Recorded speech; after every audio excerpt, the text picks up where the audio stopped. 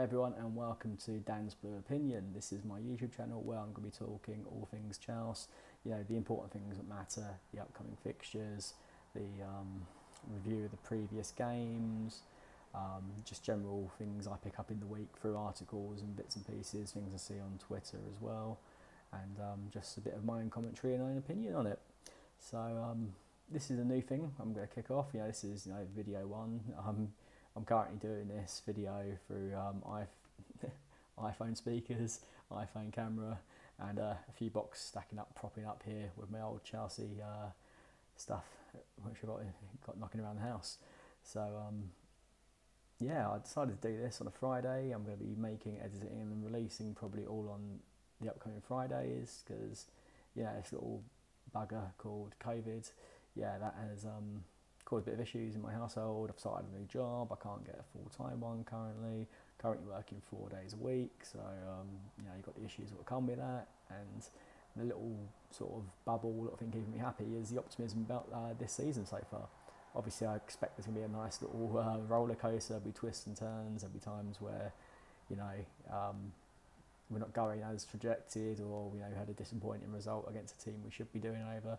It's going to happen. It's Chelsea, and let's see how that goes there. So this is my little projects I've got going on now. I'm going to share my blue opinion with you guys, and anyone else who's willing to share it, willing to listen to it, and just keep me a little bit motivated during the day on a Friday. Expectation of the matches. It's all getting close. So guys, bit about me then. I am an armchair fan. Go on, leave your comments. Do your dislikes, give me your worst here on Twitter and all that. I live in Brighton, which again I'll no doubt talk a bit more about Brighton in this upcoming vlog, because the Blues are playing the Seagulls later on Monday night as well. So I moved down from the Croydon's, Carshalton, Sutton area when I was 14, so I've been here now for 19 years, and Brighton definitely does consider my home. Really don't have much or any ties at all to the previous area.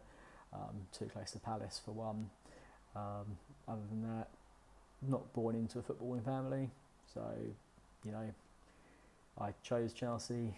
I was a young lad, probably 93, 94. I definitely know 94 because I badgered my parents into getting the lovely orange and gold away kit. I had to stand out, be a little bit different, and start beginning my support of Chelsea there. First game I went to was a testimonial, a benefit game for Steve Clarke.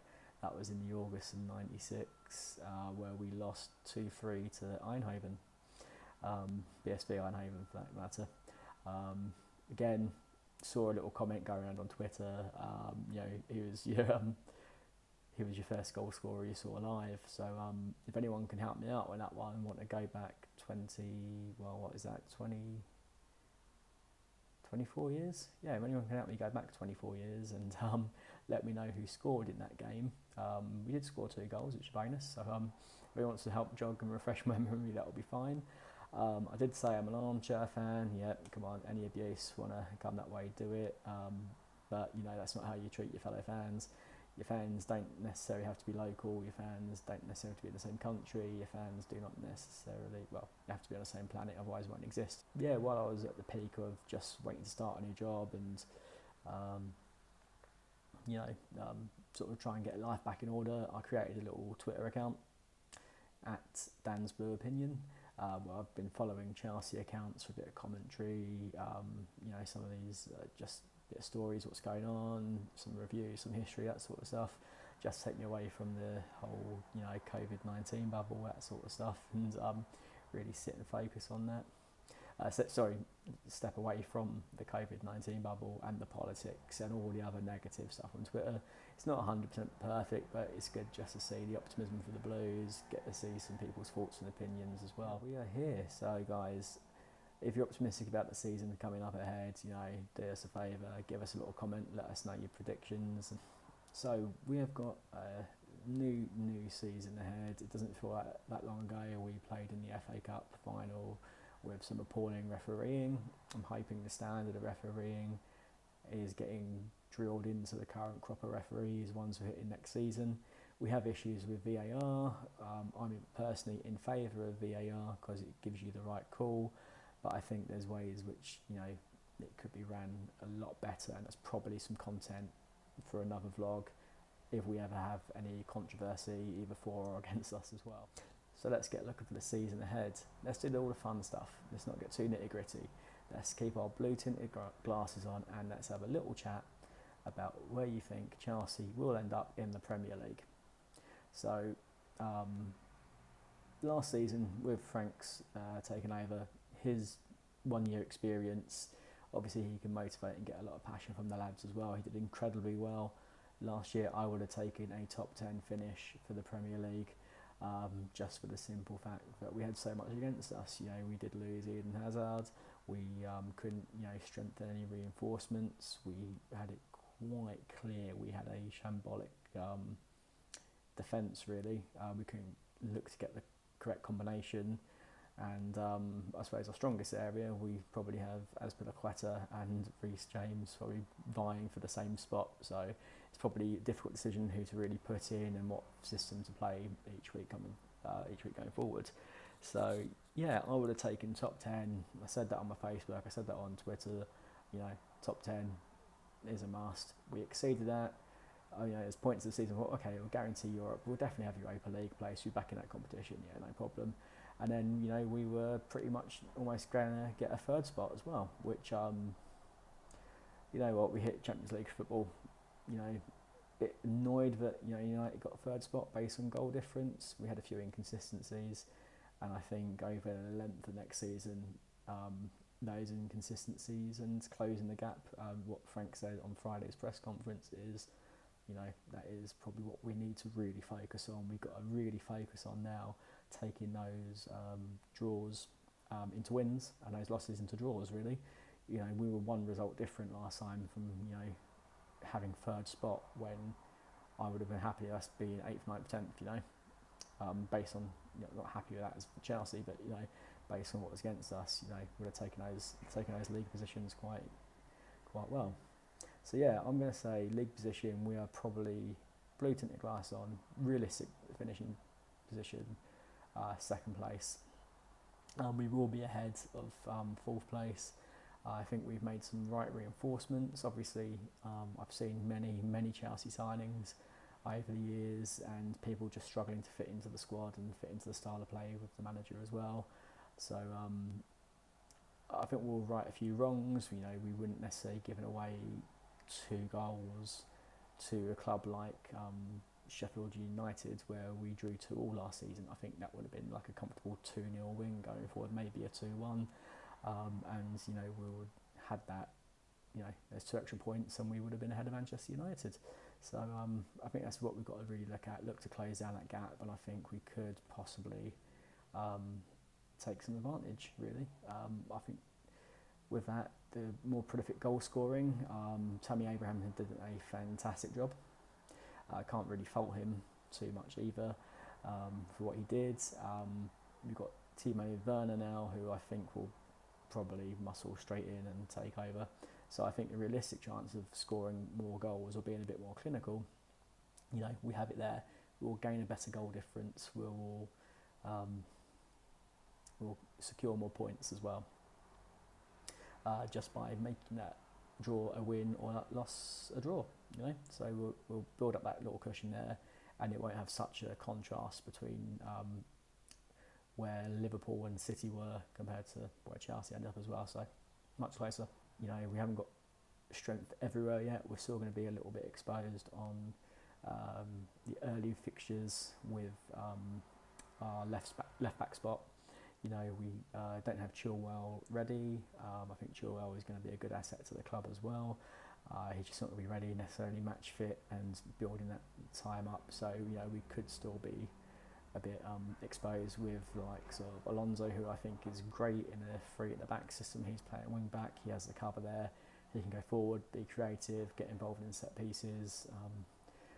You know, really bump up his attacking stats. But yeah, I think if we have to play a team defensively, or, you know, when we have Chilwell in, you know, it's going to be in a good position as well. Really, not just relying on Chilwell, we have got such a good professional knowledge and experience with Silva coming in. You know, you can have a proper centre half who looks to play with passion. He knows what it takes to win. He's been successful throughout his career, and you know he's still a national, Brazilian national team player. So let's make sure we get the best out of him, and he can educate those so much more. Those are going to burst into their prime soon as well. You know, Zuma, being 25 now, he's going to be hit that real peak of strength and dominance.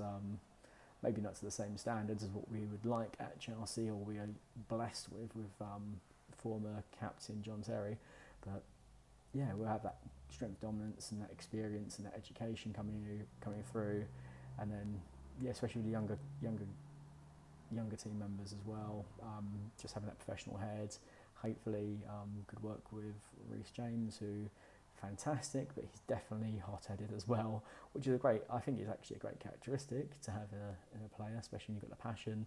But I think if you can help, learn to curb and control, that'll be fine. So yeah, I think we're on the up. I think we've got some reinforcements in, we've got some clinical finishing, we've got some more creativity. We had some great creativity with the players we got. So now with Havertz and Ziyech as well. Again, if I have said anything wrong, please comment down below. Do correct me. Just so I can get this right and show respect to the players as well, as I keep making these videos. So yeah, so I think a stronger league position, I say we could, ambition is going to be second place. We'll close a gap from third to second, because points wise we were essentially third. It was only goal difference making us seem like we're a position below as well. So yeah, we're going to tidy up the goal difference. We're going to actually reduce the gap as well. I think we made the right signings to do so. We've got experience in our weakest area. We've got one of the biggest or bigger names of left backs currently in the Premier League. We've got some potential great talisman coming in the shape of Havertz, and strength on the right now as well, and maybe a partnership for our right side attacking with Ziyech, and can look to be quite tasty linking up with Reece James as well on the friendly we had against Brighton the other day. And then ultimately a proven goal scorer as well. Hopefully we can get some combinations with two strikers playing, even if Werner does have to go out to the left, as he has been playing before, to let Tammy play as well. And I think we now have the depth, so we're not going to sacrifice a league game necessarily to go for a bit of a cup run. So I think we'll be more than comfortable it's cementing and making a stronger league position. Talking of cup runs, I do think realistically we will go out and win the Carabao, the League Cup. I think it'll be a nice little bit of early silverware, get that done. I'd like to see us get through and have a great FA Cup run again, because I think the FA Cup does mean a lot to the club. It's almost in our DNA really, especially through our recent years, where the FA Cup has been, we've almost had it at times, like little patterns almost every other year. So it'd be good to then wrest it out of Arsenal. I think it's been a bit red for too long really in the last couple of runnings as well, with Arsenal in FA Cup finals. So I think it's time to, it'd be great to bring that back. But I don't think we'll necessarily have the draws or maybe the fixtures to go all the way to the final again. So I think we will look to probably wrap up the League Cup quite early on. Then Champions League, I think there'll be a huge marked improvement. A lot of this is going to be based on who we get through. I think the group stage we'll probably be a lot more comfortable with. Dominant, look to probably finish top there, and then if we draw an elite, so I'm talking like a Bayern Munich or a Real Madrid, someone like that in the knockouts, we're going to be in probably a bit of trouble. We're going to aspire to be sort of like Munich. We're looking to probably get depth in each position so we can be so strong and look to win these bits and pieces and keep the silverware coming in and keep the winning momentum up. But I think if we get drawn early on, we probably will be out, probably a lot more gracefully than we were against Bayern this season. Again, we're just reducing the gaps, and I think we're focusing on that now. So we we won't be losing 3-4-1, 3-0, 3-1, 4-1, whatever it was now. Going back at the end of the Champions League, we'll be probably going out on a narrower margin. This season, we've still got things to bed in. We've got to see the players' legs. We've got to see how these players get on working together. We've got to get a string of results, and we've got to have a little bit of luck. It'd be nice to get through to maybe a semi-final, but I think realistically the competition is so tight and so dominant up there. Once you get out the last 16 rounds, we'll go out a bit more gracefully than we went out this season anyway. So I've gone through Europe, gone through leagues, gone through cup expectations. So I'm definitely optimistic about Brighton. It's a game, we can win. I think it might be a narrow win. Last time we played it was a draw, but this time we're going up against probably a much hardened Brighton side, if it makes any sense. I think Brighton's defence now, that's probably their strength at the moment. Trying to break down that defence, I think there could be like a 3-man wall of Dunk, White and Burn to sort of get through and break that down. That's definitely going to be the challenge. I think we have got the players to do that, but those players are going to be in for quite a solid shot, quite a strong 3 players there who can probably make up a core of their defence and be their regulars really. I anticipate Brighton playing 3 at the back, and those 3 centre-backs playing that tight position there, and it's going to be dominant and strength, I think, going forwards. So that is probably their strongest part of that. Their sort of central midfield, we can probably boss that game, and we'll be making that progression and getting the ball forward. Their attacking strength, I think their finishing in terms of a striker could be better. Obviously, they've lost Glenn Murray, but Glenn Murray is an old player. Not terrible. For them to progress further in the league, they're probably right to let him go, which would be a shame for the local area, but it's the club have got to do what's right for them, same as Chelsea doing what's right for them as well. Their threat, I think, will be former Blue Lamptey on their right wing back. That's what I think they're playing 3 at the back.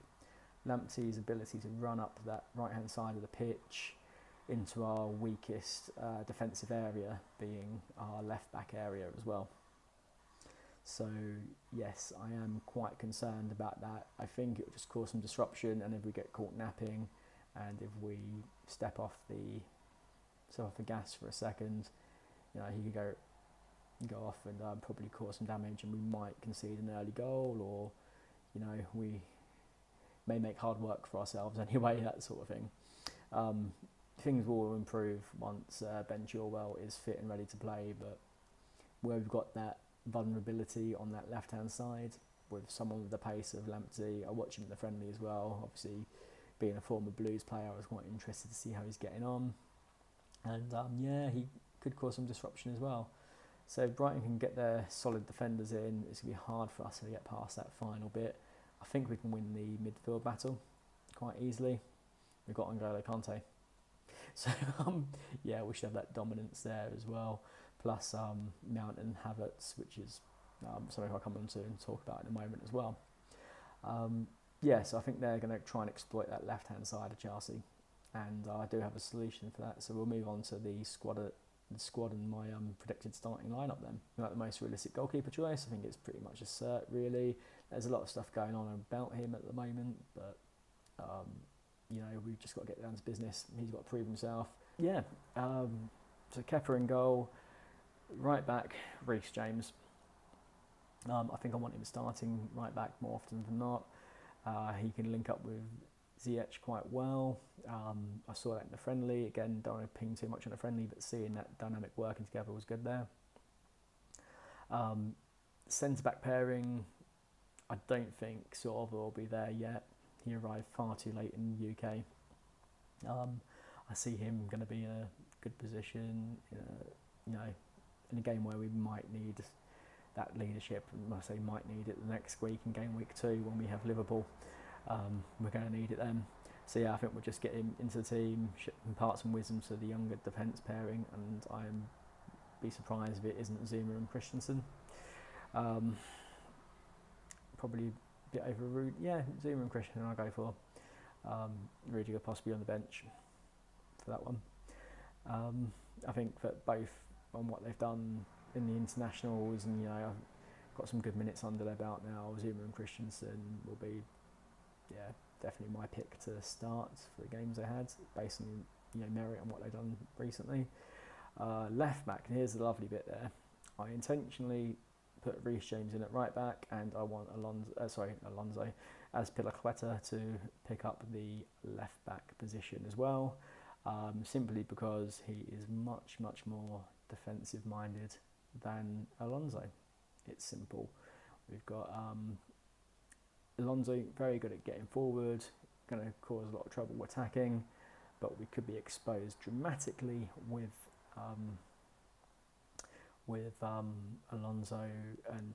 Lamptey. We could be exposed dramatically with Lamptey getting the ball and going straight the other way past Alonso, and then we'll be not really learning much from last season. So yes, the captain, the leader on the left hand side, he will sit back a bit more defensively and take that threat out of Lamptey, I think. Midfield, this is going to be the fun bit, talking of our central mids. What I would like to see is Kante, Mount and Havertz. So I'm not entirely too sure that Havertz is going to start. I will know he will feature. I will be very surprised if he doesn't feature. But he seems to have the right attitude. Frank just got to assess how he's done this week in training. But I think that he won't be selected. So I'm probably going to go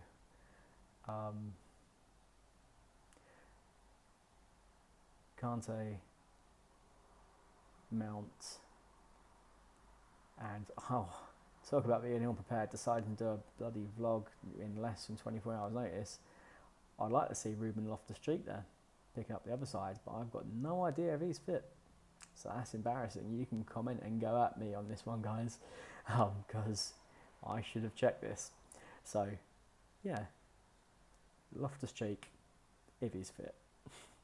If not, then Jorginho.